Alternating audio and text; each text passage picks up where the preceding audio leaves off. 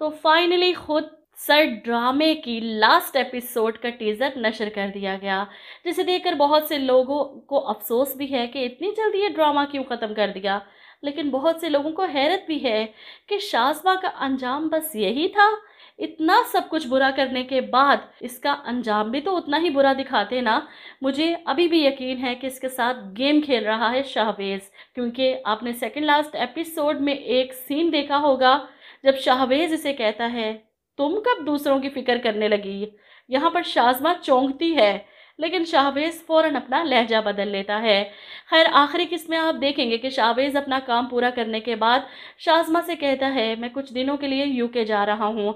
असल में तो सुबहान अहमद शाहवेज़ और शाज़मा को लेकर काफ़ी डिस्टर्ब हो चुके थे, इसलिए वो शाहवेज़ को यहाँ से भिजवाना चाहते थे।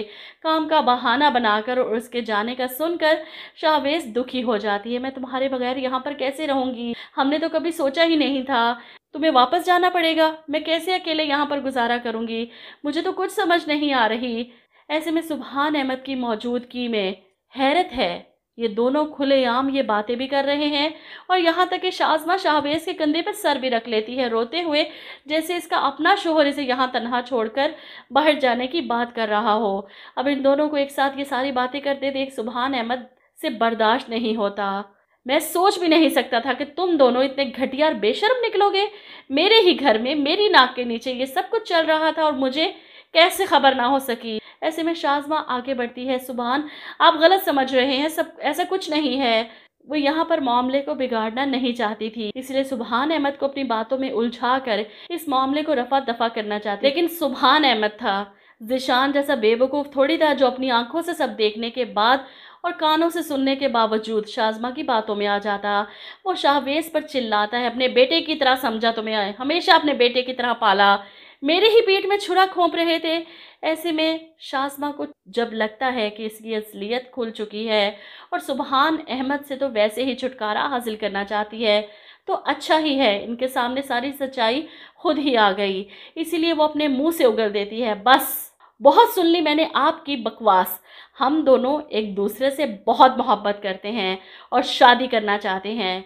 ये सुनकर सुबहान अहमद शाहवेज़ को देखते हैं और वो अपने मामू से कहेगा ये है असलियत जो मैं आपको बताना चाहता था, लेकिन आपको मेरी बात पर तो यकीन नहीं आ रहा था, इसलिए मुझे ये सारा ड्रामा करना पड़ा। और शाज़मा तुम्हें क्या लगता है मैं तुम्हारे बारे में कुछ नहीं जानता, सारी हकीकत जानता हूँ मैं तुम्हारी, सब पता है मुझे किस तरह अपने पहले शोहर को धोखा दिया तुमने और मामू से शादी भी तुमने सिर्फ पैसे और बाहर जाने के लालच में की। सीधे साधे सुबहान मामू तुम्हारे बहकावे में आ गए और तुम इन्हें इन्हीं के बेटे से बदगुमान करना चाहती थी, तो मैंने भी तुम्हारी सारी असलियत मामू के सामने लाने का अहद किया, ठान लिया कि तुम्हारा ये मकरूह चेहरा सामने ला कर रहूंगा। मामू सुन लिया आपने अपने कानों से, ये है इस औरत की हकीकत। शाज़मा चिल्लाती है शाहवेज़ तुम मुझे इतना बड़ा धोखा कैसे दे सकती हो, मैंने क्या बिगाड़ा था तुम्हारा। तब शाहवेज़ कहेगा बदला लिया मैंने तुमसे, जो कुछ तुमने किया मेरे साथ। शाहवेज़ तुम मुझे इतना बड़ा धोखा कैसे दे सकते हो, मैं तुम्हें छोड़ूंगी नहीं। ऐसे में सुबहान इस पर चिल्लाते हैं बस शाज़मा तुम्हारा किरदार इतना घटिया होगा मुझे आज पता चला। शाहवेज़ ने तो मुझे पहले दिन ही सब बता दिया था, लेकिन मुझे इसकी बात पर यकीन नहीं आ रहा था और अब मैं तुम्हें इस घर में एक मिनट भी बर्दाश्त नहीं करूँगा। वो इसका हाथ पकड़ते हैं, इसे अपने साथ लेकर जाते हैं इसकी माँ के घर, जहाँ पर कमर बेगम ने अपनी सारी फैमिली की दावत कर रखी थी। अपने भाई भाभी ज़ीशान अफ़ान इनकी बेगमात हरीम सबको बुला रखा था और ऐन इसी वक्त सुबहान अहमद शाज़मा को लाकर इसके घर वालों के सामने पटकते हैं।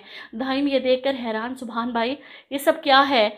ऐसे में वो चिल्लाते हैं कि बीवी शोहर की इज्जत की मुहाफिज होती है और तुम्हारी बहन ने मेरी इज्जत को पैरों तले रोन डाला, मेरे घर में मेरी नाक के नीचे मेरे भांजे के साथ चक्कर चला रही थी। ये सुनकर तो सब हैरत ज़दा रह जाते हैं, ख़ास तौर पर ज़ीशान।